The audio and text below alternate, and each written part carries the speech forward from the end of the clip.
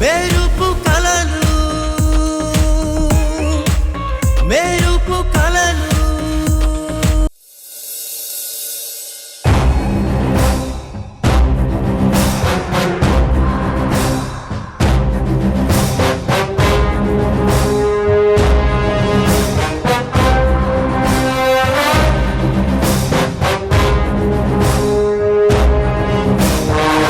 ఎవరో మనకి తెలియని వ్యక్తి సంయుక్త ఒక్కదాన్నే కాదు, మీ 2 కుటుంబాల్ని శాసించాలి అను లేదా నాశనం చెయ్యాలి అను గట్టిగా ప్లాన్ చేస్తున్నట్టు అనిపిస్తోంది.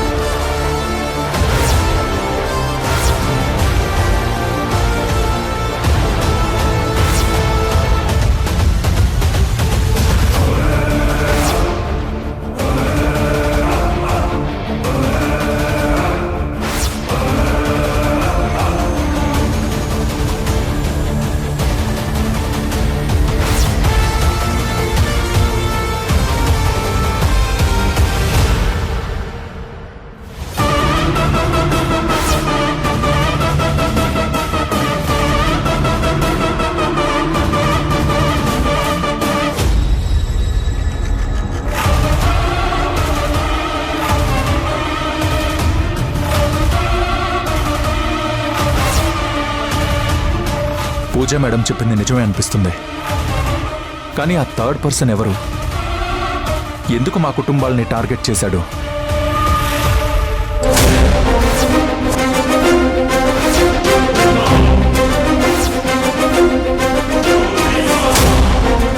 మాకున్న శత్రువులు రాహుల్, ప్రణయ్, ఆడిటర్.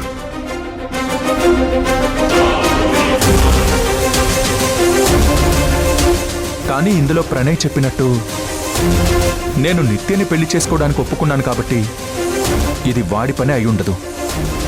ఇక ఆడిటర్, అతనికి ఇంత నెట్వర్క్ లేదు. నాకు తెలిసి అతన్ని కూడా ఇరికించింది థర్డ్ పర్సన్ అయి ఉంటాడు. ఇక మిగిలింది రాహుల్. రాహుల్ మారిపోయినట్టు నటిస్తూ పెళ్లి చేసుకోవడానికి సిద్ధపడ్డాడు. అంటే నమ్మశక్యంగా లేదు. వాడికున్న పవర్కి, పలుకుబడికి ఇలా మారిపోయినట్టు నటించాల్సిన అవసరం లేదు. రాహుల్ని కూడా ఇన్ఫ్లుయెన్స్ చేసి ఇదంతా చేస్తున్నారంటే అసలైన విలన్ ఎవరు?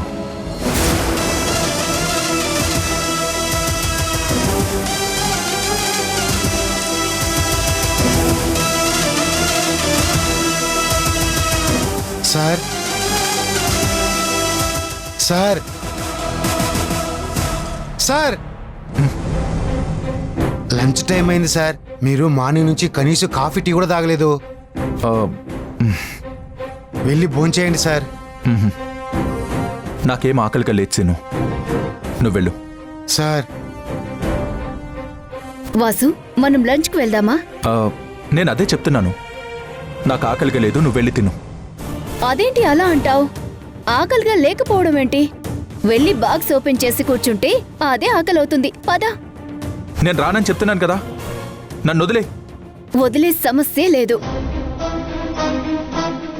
పద, భోజనం చేద్దాం. అంటే నీకెందుకు ఆకలిగా లేదో నాకు తెలుసు. ఎందుకు?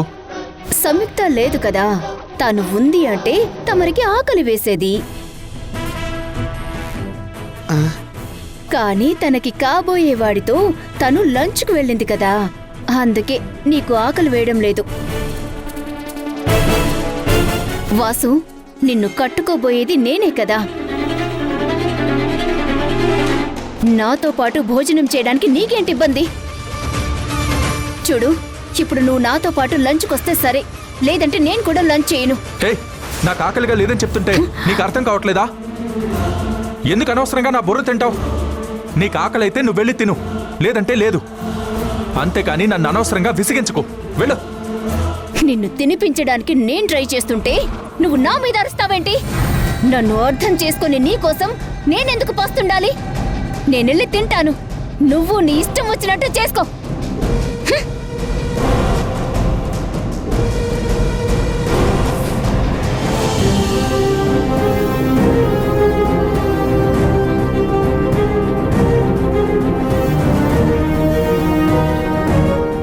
నిత్య మేడం ఉంటే భయపెట్టు బతిమలాడో ఏం చేసినా సరే వాసు సారు భోజనం చేసేలా చేసేది.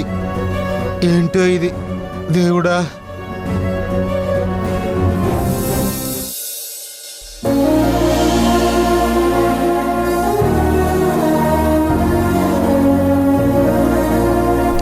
చిట్టి తల్లులు ఏం చేస్తున్నారు?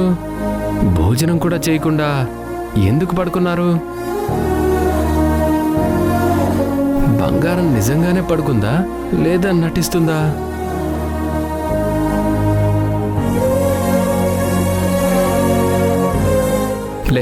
లేనా లే దా భోంచేద్దాం రా. ఒళ్ళు కాలిపోతుందేంటి? ఈ పని మనిషి చూసుకోదా? డబ్బులు మాత్రం టైంకి అడుగుతుంది. అయ్యో ఒళ్ళంతా కాలిపోతుంది. లేనా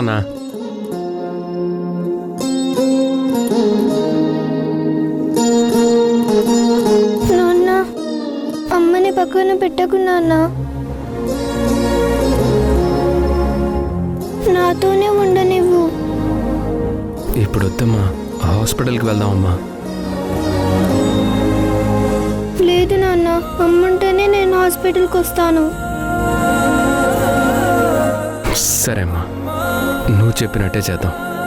సరే హాస్పిటల్కి వెళ్దాం ముందు, ఓకేనా?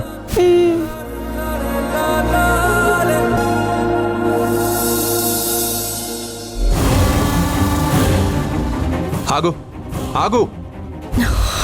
అసలు నీ గురించి నువ్వేమనుకుంటున్నావు? వారం 10 రోజుల నుంచి చూస్తున్నాను. నీ ఇష్టం వచ్చినట్టు చేస్తున్నావు. అడిగేవాడు లేడనా?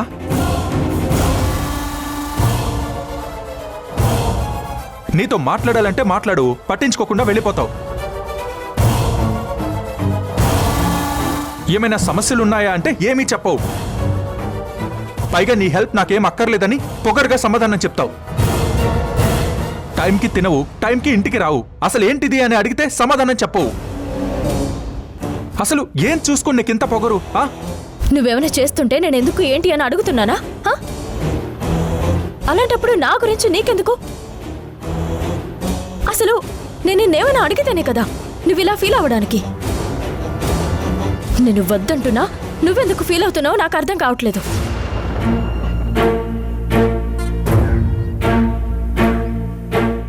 అంటే నువ్వేం చేస్తున్నా, ఏం మాట్లాడకుండా, ఏం అడగకుండా చూస్తూ ఊరుకోవాలా? అంటే నీ విషయంలో నాకే బాధ్యత లేదా? నేను మాట్లాడుతుంటే నన్ను పక్కన పెట్టి నువ్వు ఆ రాహుల్తో షాపింగ్కి, లంచ్కి వెళ్తున్నా కూడా నేను పిచ్చోళ్ళ చూస్తూ ఉండాలి. అంతే తప్ప నేనేం అడగొద్దు.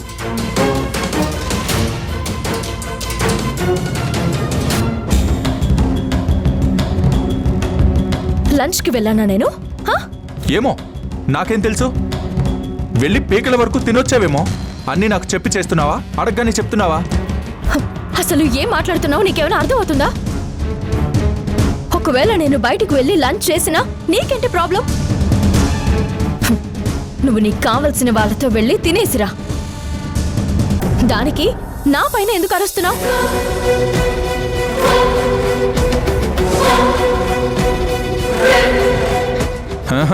నాకంత అదృష్టం లేదులే. నేను బయటికి వెళ్ళి లంచ్ చేసేంత ప్రశాంతంగా నువ్వు నన్ను ఎక్కడ ఉండనిస్తున్నావు? ఇంటికాడ నుంచి తెచ్చుకున్న డబ్బా తినడానికి కూడా ఇంట్రెస్ట్ లేకుండా చేస్తున్నావు. నువ్వు చేసే పనుల వలన కంటికి నిద్ర, కడుపుకి భోజనం లేకుండా పోయింది.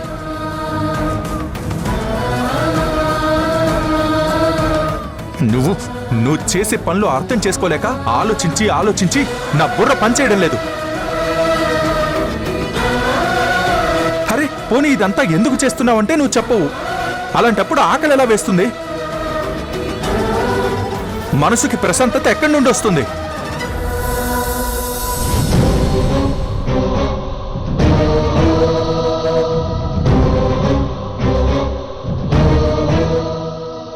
మేడం, సార్ని తప్పుగా అర్థం చేసుకోకండి మేడం. సారు మీ గురించి ఆలోచిస్తూ భోజనం కూడా చేయకుండా ఉన్నారు మేడం. నిత్య మేడం గారు వచ్చి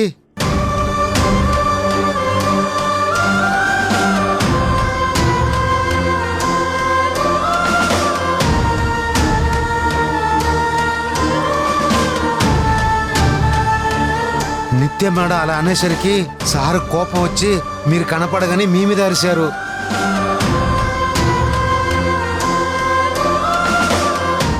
ఈ మధ్య సార్ చాలా డిస్టర్బ్గా ఉన్నారు మేడం.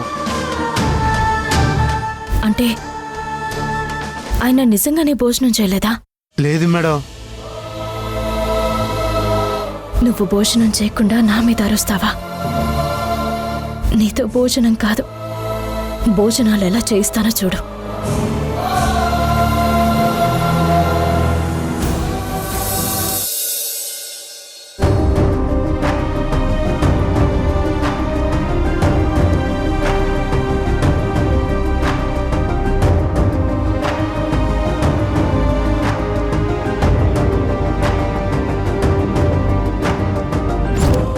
నా నిశ్చయ తాంబూలాలు నేనే తీసుకుంటాను.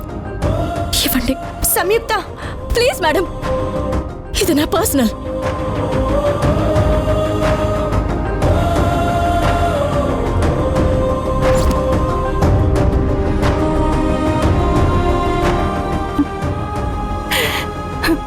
నా ఇంట్లో నా కళ్ళ ముందు ఏం జరుగుతుందో తెలియడం లేదు తమ్ముడు.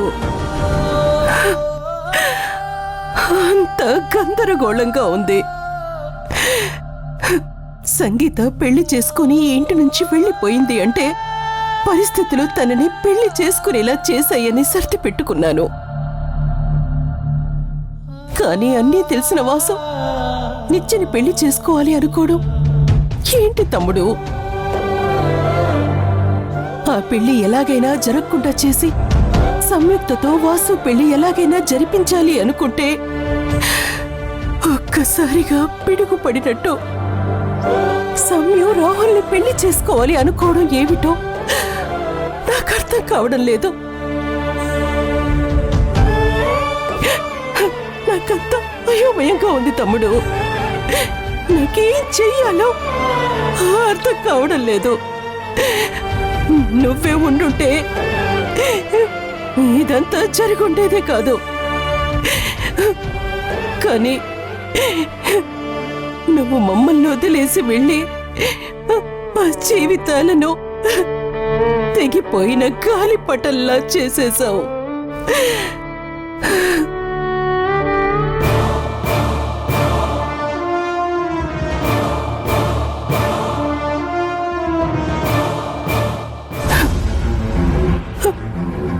సంయు వాసుల నిర్ణయాల వెనక కారణాలు ఏమైనా ఉండని అవన్నీ నాకు అనవసరం. నాకు వాళ్ళ భవిష్యత్తు ముఖ్యం. వాసు సంయులు పెళ్లి చేసుకుంటేనే వాళ్ళ జీవితాలు బాగుంటాయి. తప్పుడు నిర్ణయాలు తీసుకుంటూ వాళ్ళ జీవితాలను నాశనం చేసుకోవాలనుకుంటే నేను చూస్తూ ఊరుకోలేను. ఎవరేమనుకున్నా, ఎన్ని గొడవలైనా నేను ఈ పెళ్లిళ్ళు జరగనివ్వను. జరగనివ్వను. విమలా, నీకు ఎన్నిసార్లు చెప్పినా బుద్ధి రాదా? ఒక్కగానొక్క కొడుకు పెళ్లి జరగబోతుంటే ఆనందంగా సంతోషంగా ఉండాల్సింది పోయి ఎప్పుడు ఎవరో చచ్చిపోయినట్టు ఏడుస్తూ కూర్చుంటావు. అసలు ఇప్పుడు ఏమైందని నీ ఏడుపు? నీ కొడుకు తనకు నచ్చిన అమ్మాయిని, తనని ప్రేమించిన అమ్మాయిని పెళ్లి చేసుకుంటున్నాడు. అది నీకు నచ్చలేదా? వాడికి రాబోతున్న బంగారు జీవితాన్ని నీ కాళ్లతో తన్ని ఎందుకే పనికిరాని నీ మేనకోడల్నిచ్చి పెళ్లి చేయాలనుకుంటున్నావు? వాడి భవిష్యత్తు కన్నా నీ పంతమే నీకెక్కువైపోయింది. బంగారు భవిష్యత్ అంటే డబ్బు, ఉద్యోగం కాదత్తయ్యా. జీవితాంతం సంతోషంగా ఉండటం. ప్రేమించిన అమ్మాయిని పెళ్లి చేసుకోవడం కన్నా ఆనందం ఏముంటుంది? నిత్యను ప్రేమించాను అని వాసు ఏనాడు చెప్పలేదు. ఈ పెళ్ళంటే ఇష్టమని కూడా వాడు నోరు తెరిచి ఏనాడు చెప్పలేదు. నోరు తెరిచి చెప్పనంత మాత్రాన ఇష్టం లేకుండా పోతుందా? ఇష్టం లేకుండానే నిశ్చితార్థం చేసుకున్నాడా? పెళ్లి పెట్టెల మీద కూర్చోడానికి సిద్ధపడ్డాడా? చెప్పు. చూడు విమల, నీకు ఇష్టం ఉన్నా లేకపోయినా ఈ పెళ్లిళ్ళు జరుగుతాయి. వాటి వల్ల అందరికీ మంచిగా జరుగుతుంది తప్ప ఎలాంటి ఇబ్బందులు రావు. వాసు జీవితం అద్భుతంగా ఉండబోతుంది. ఇక నీ మేనకోడల జీవితం అంటావా? అసలు తనని పెళ్లి చేసుకోవడానికి సంబంధం రావడమే గొప్ప అనుకుంటే, ఒక మంత్రి కొడుకు బాగా డబ్బులున్న అబ్బాయి రావడం దాని అదృష్టం. వచ్చిన మంచి అవకాశాన్ని చెడగొట్టకే. చిన్నది సంగీత ఎలాగో పెళ్లి చేసుకుని వెళ్ళిపోయింది. ఇప్పుడు ఈ అమ్మాయికి కూడా పెళ్ళైపోతే దీని జీవితం బాగుంటుంది. ఇక మిగిలిన పెద్దమ్మాయి భాను వాళ్లకున్న పొగరుకి, వాళ్లకున్న పెత్తనాలకి వాళ్లను బాగు చేయటం ఎవ్వరి వల్ల కాదు. ఈ పెళ్లి జరిగితేనైనా సంయుక్త జీవితం బాగుంటుంది. లేదంటే అమ్మకి అక్కకి ఊడిగం చేస్తూ జీవితాంతం కన్నీటితో బతకాల్సి వస్తుంది. నీ మూర్ఖత్వంతో వాళ్ళ జీవితాలను నాశనం చేయకు.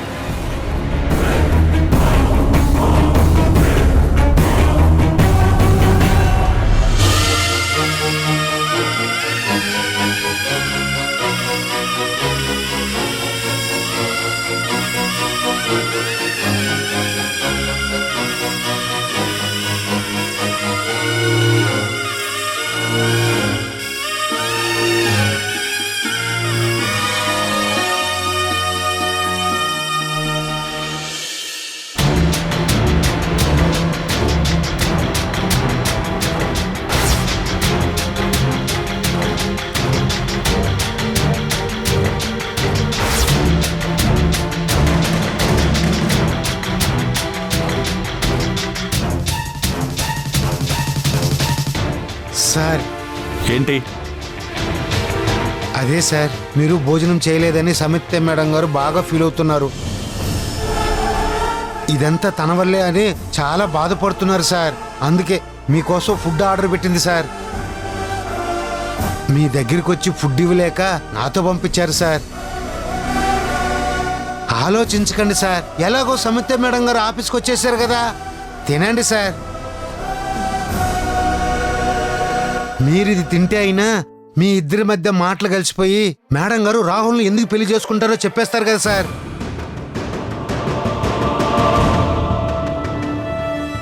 సరే, ఇలా ఇవ్వు. తీసుకో తీసుకో. నా వల్ల భోజనం చేయలేదు అని నా మీద అరుస్తావా?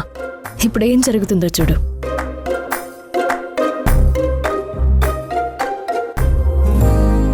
ఫుడ్ తీసుకున్నాను కదా,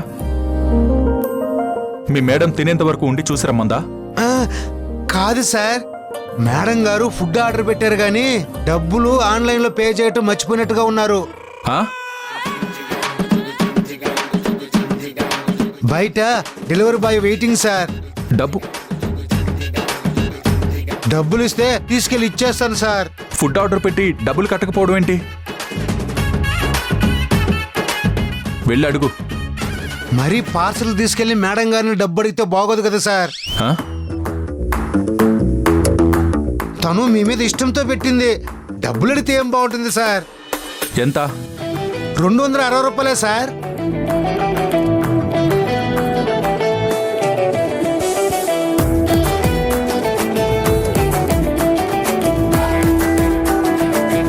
ఫోన్ పే చేశాను, వెళ్ళు. సరే సార్. పర్వాలేదు, ఇంకా నా గురించి ఆలోచించి ఫుడ్ తెప్పించింది. క్యాంటీన్కి వెళ్ళి తింటే ఒక పని అయిపోతుంది.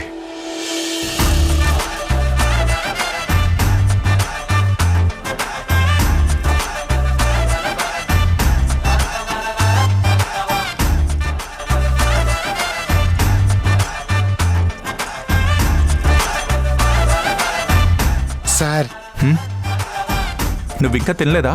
ఫుడ్ ఆర్డర్ పెట్టుకున్నావా? లేదు సార్, నేను తిన్నాను. ఆ ఫుడ్ ఎవరికి? మీ మేడం కూడా వస్తుందా? కాదు సార్, ఇది కూడా మీకే, మీ పేరు మీదనే వచ్చింది. ఇదెవరు ఆర్డర్ పెట్టారు? పూజ మేడం సార్. పూజ మేడమా? తనెందుకు ఫుడ్ ఆర్డర్ పెట్టింది? అంటే మీరు తినలేదని మేడం గారికి కూడా తెలిసినట్టుగా ఉంది సార్. సరే, ఇలా పెట్టు. నువ్వు కూడా కూర్చో. అలా వచ్చి కూర్చో, తిను. నేను 2 ప్యాకెట్లు తినలేను. సారీ సార్, మా ఆవిడ పెట్టిన టమాటో పప్పుతో ఫుల్లుగా లాగించేశాను. ఇది కూడా మీరే తినేసాను సార్, ఎలాగోలాగా.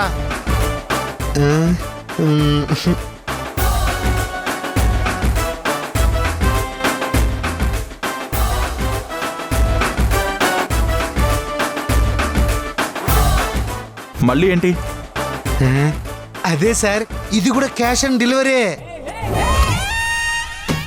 పూజ మేడం ఫుడ్ నా కోసం ఆర్డర్ పెట్టింది కదా, మరి క్యాష్ ఆన్ డెలివరీ ఏంటి? ఇది నిజంగా నాకేనా?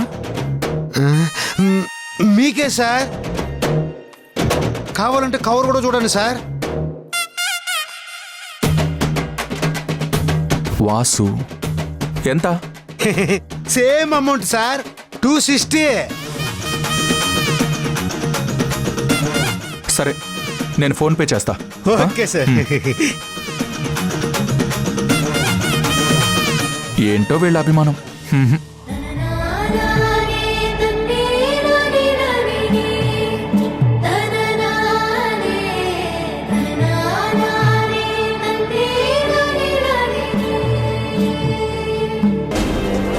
ఆగు ఆగు ఆగు ఆగు, నీ అడుగు నా ఇంట్లో పడ్డానికి వీల్లేదు. హే, ఎవరు నువ్వు? ఒక్కసారి పాపని చూసి 10 నిమిషాలు నా ఒళ్ళోకి తీసుకొని నేనే వెళ్ళిపోతాను. చూడు, మాకు సంబంధించినంత వరకు నువ్వెప్పుడో చచ్చిపోయావు. అమ్మా, నన్ను నీతో పాటు తీసుకెళ్ళమ్మా, ప్లీజ్ అమ్మా.